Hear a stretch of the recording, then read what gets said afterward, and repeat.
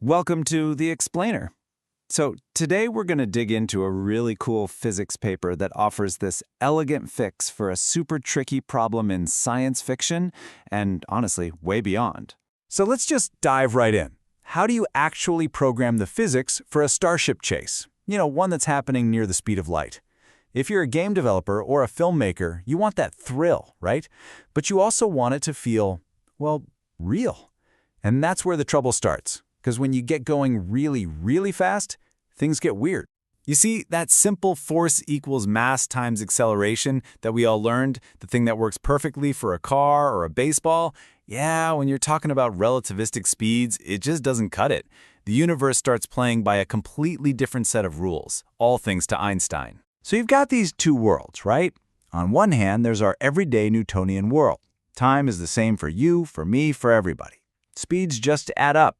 Simple. But then you enter Einstein's universe. Here, time itself can slow down, and there's a hard cosmic speed limit. Nothing with mass can ever hit the speed of light.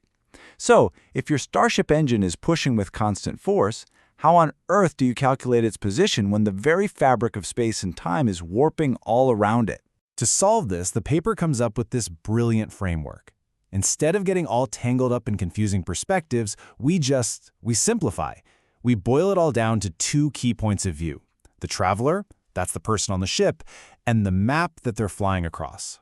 Okay, first up is map time. Just think of this as the official, objective clock. It's the time being kept by a network of perfectly synchronized clocks, maybe back at mission control on Earth.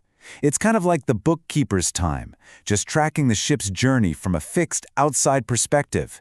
But here's the thing. The time that really matters for the person on the ship is traveler time. Physicists have a fancy name for it, proper time. This is the time that's actually ticking away on the astronaut's own watch. And because of relativity, that clock is going to run at a different rate than the ones back at mission control. And this distinction, this is what lets us define a whole new kind of speed, proper velocity. So instead of measuring distance traveled per unit of map time, which remember is stuck with that speed of light limit, we measure distance traveled per unit of the traveler's own time. And this is where it gets really mind-bending. From the traveler's point of view, as they keep accelerating, their proper velocity can just keep going up and up and up forever. There is no upper limit.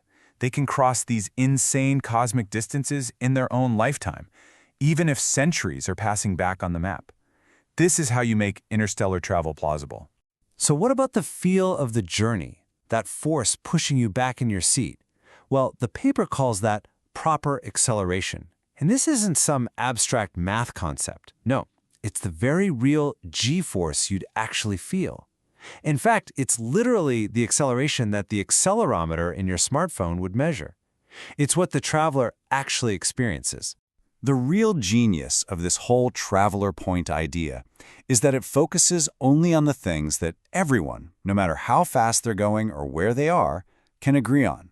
The paper calls them minimally frame-variant quantities. It's the physical reality that is true for everyone, everywhere.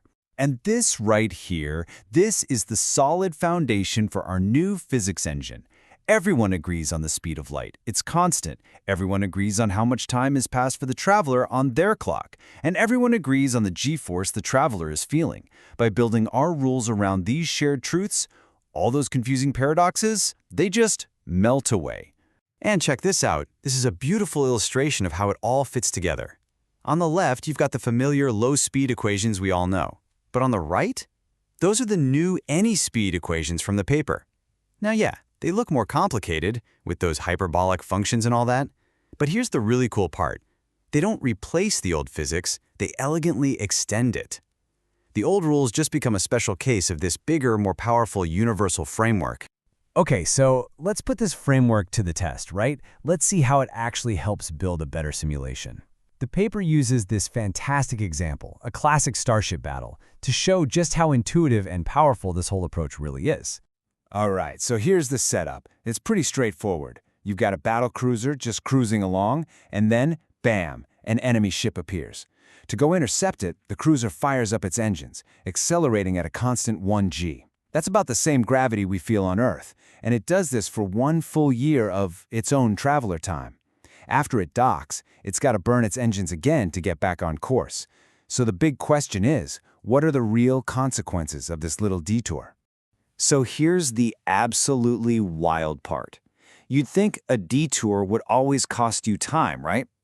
But because we're dealing with crazy high speeds and the effects of time dilation, the pilot on that battlecruiser actually experiences the entire round trip as being about 3.5 months shorter than if they had just flown in a straight line.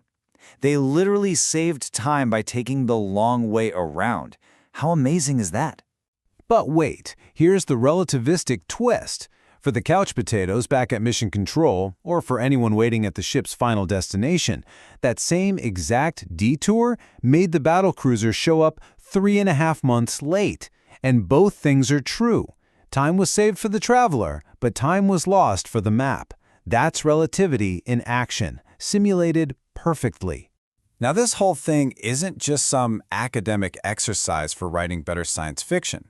The authors make a really strong case that this framework is about building what they call space-time smart tools. And these are tools that can be used in a whole range of fields. By putting the focus on what the traveler actually experiences, this toolkit makes relativistic physics way more accessible. Game developers can create these incredibly immersive worlds. Filmmakers can ground their stunning visuals in actual science. And, educators can give students a much more intuitive way to get a handle on one of the most mind-bending theories ever, which might just pave the way for the engineers who one day build these ships for real. And that brings us to one last, really provocative thought from the paper itself. You see, these effects, they aren't just for starships. Gravity also affects the flow of time. So right now, because your head is slightly farther from the Earth's center of gravity than your feet are, time is passing infinitesimally faster for your head. What a strange and wonderful universe we live in. And with tools like this, we're getting better at exploring it every single day.